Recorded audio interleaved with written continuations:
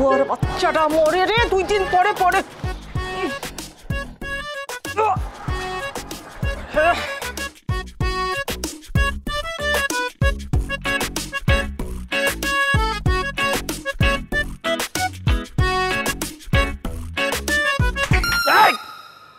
কে কে মারাটা ফেলছে এখানে? কে মুখ লুকাইতেছে কেন? আরে ভাই কষ্ট করে নিচে এসে বাস্কেটে মালাটা ফেললেই তো হয়। দেশটা তো আমরাই নোংরা করতেছি, আবার আমরাই অভিযোগ দেই। কোন কমন সেন্স নাই?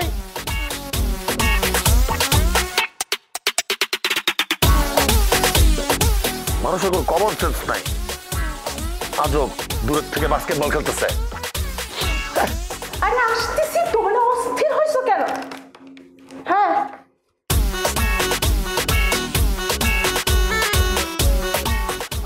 একটা জায়গায় যাবো তো কোন মনে হচ্ছে তোমার ডাস্টবিনে ময়লা বানায় থুয়ে দিছে।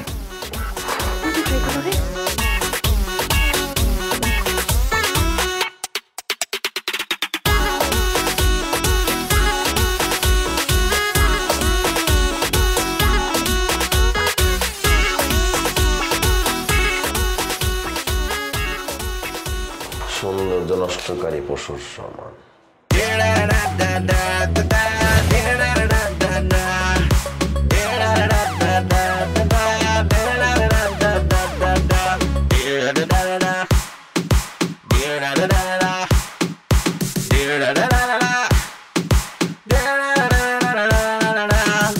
কি ভাবি, গন্ধ লাগছে? আশ্চর্য, আমাকে কি আপনার অসুস্থ মানুষ মনে হয়? হ্যাঁ, একটা সুস্থ মানুষের পক্ষে এটা সহ্য করা সম্ভব?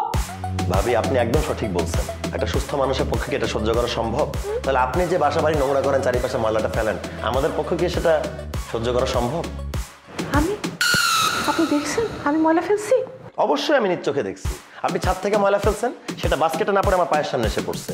আপনি সিঁড়িতে যখন গেছেন বাইরে যাওয়ার সময় পুরো সিঁড়িটা ময়লা করতে করতে গেছেন। এখানে কি লেখা? বাড়ির চারপাশ নোংরা করবেন না। ওইখানে কি লেখা? পরিষ্কার পরিচ্ছন্নতা ইমানের অঙ্গ। একদম ঠিক। তো বাসা বাড়িটা তো নোংরাও থাকতেছে, আপনার ইমানটাও ঠিক থাকতেছে না। বাসা বাড়িতে আপনি নিজে নোংরা করতেছেন। এগুলো দেয়ালে দেয়ালে না লিখে রেখে মনের ওয়ালে যদি লিখে রাখেন এবং নিয়মটা মেনে চলেন, তাহলে কিন্তু সবকিছু পরিষ্কার পরিচ্ছন্ন থাকতো এবং ইমানটাও ঠিক থাকতো। রুমেল সাহেব, আমি অনেকক্ষণ ধরে আপনার বেয়াদবি সহ্য করতেছি। আপনি একজন ভাড়াটিয়া হয়ে একজন বাড়িওয়ালার সাথে কিভাবে ব্যবহার করতে হয় আপনি এটা শিখেন নাই না? আপনার কথাবার্তা, ব্যবহার সবকিছু লিমিট ছেড়ে চলে যেতেছে। মানে আমার মাথার উপর দিয়ে চলে যেতেছে। আপনি যা বলছে আপনি তাই বলতেছেন। আমি ময়লা ফালাই, আমি এটা ফালাই, আমি ওটা ফালাই। আশ্চর্য। আপনি একদম ঠিক বলছেন। আমি আপনার সাথে বেয়াদবি করতেছি। এই পৃথিবীতে কিছু কিছু মানুষ অনেক নিয়মকানুন শিখতে চায় না, তার সাথে এমন ব্যবহারই করাও দরকার, এমন প্রক্রিয়ায় ফেলতে হবে যেন তার সেটা মনে থাকে। আশা করি আপনার এটা মনে থাকবে। আর এরপরে যদি আপনি না বদলান, বাসা বাড়ি নোংরা করে যান, তাহলে ময়লাটা আজ ফেলেছে দরজার বাইরে, চলে যাবে সেটা ড্রয়িং রুমের ভিতরে। আর তারপরে যদি আপনি না বদলান, বাসা বাড়ি নোংরা করতেই থাকেন, তাহলে ময়লাগুলো চলে যাবে আপনার বেডরুমের ভেতরে।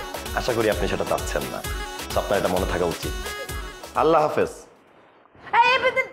আপনি কোথায় যাচ্ছেন? আরে আশ্চর্য, এগুলো কে পরিষ্কার করবো? আমি করবো?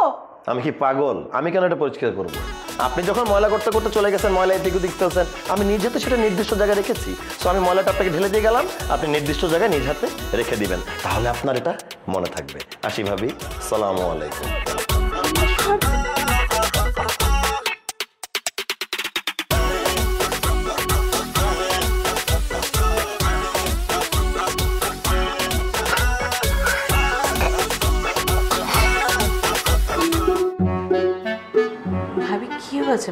ভাইয়ের সাথে কিছু হয়েছে?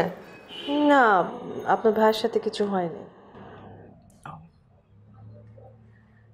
ভাবি কি হয়েছে তাহলে আপনি আমার সাথে শেয়ার করতে পারেন, কোনো সমস্যা নেই। কি শেয়ার করব ভাবি? আপনার জামাই এত বেয়াদব আমার জানা ছিল না। জানেন সে কি করছে? এতগুলো ময়লা এনে আমার ড্রয়িং রুমে ফেলে দিচ্ছে। শুধু কি ড্রয়িং রুম, সে তো সরাসরি বেডরুম পর্যন্ত যাচ্ছিল। আমি তো এইভাবে তাকে আটকে রাখতে পারি না, জানেন? মানে আমার রুমের? তা আপনার রুমের ছেড়ে আমি কোন রুমের কথা বলবো? এরকম রুমের আমাদের ফ্ল্যাটে আছে। আপনাকে আমি কিভাবে বোঝাবো ভাবি?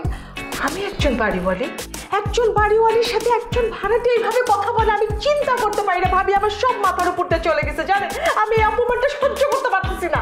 ভাবি ওর তরফ থেকে আমি সরি, আপনি প্লিজ কিছু মনে করেন না। মানে রুমেল এরকম কেন করেছে আমি সত্যি বলতে পারি না, বাট হ্যাঁ ও একটু ঠোঁট কাটা মানে স্ট্রেট ফরওয়ার্ড আর কি ভাবি, এই জন্য আমি সরি। আমি ঠোঁট কাটা হয়েছে তো আমরা কি করবো ভাবি? ঠোঁট কাটা হলে আপনার সাথে থাকবে, তাতে আমাদের কি?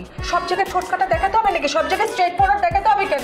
শুনেন ভাবি, একটা খারাপ কথা তো সুন্দর করে বলা যায়, আরে সেটাও তো আপনার জামাই শিখে নেয়। আরে শিখবে কোত্থেকে? চেহারাই তো বচ্চাটা, আবার ব্যবহারটা তো পুরো চামারের মতো ভাবি। ভাবি আপনি এত উত্তেজিত হবেন না প্লিজ, আপনি চাটা খান। আমি বললাম তো আমি দেখছি, মানে নেক্সট টাইম থেকে ও যদি এরকম করে তাহলে ব্যাপারটা আমি নেক্সট টাইম থেকে আর হবে না ভাবি এরকম। নেক্সট টাইম মানে? নেক্সট টাইম এরকম করলে তো আমি আপনাদেরকে ঘাট ধাক্কা দিয়ে বাড়ি থেকে বের করে দিব। শুধু তাই না, আমি মানহানির মামলা করব। আপনি জানেন আমার বড় ভাইয়ের যে বন্ধু, তার সাথে থানার সমস্ত লোকের ওঠা বসা আছে। ভাবি এত দূর আপনার যেতে হবে না, আপনি ভাবি একটু প্লিজ চাটা খান, আমি নিজ হাতে বানিয়েছি, চিনি কম। শুধু আপনার দিকে তাকিয়ে ভাবি। থ্যাংক ইউ ভাবি।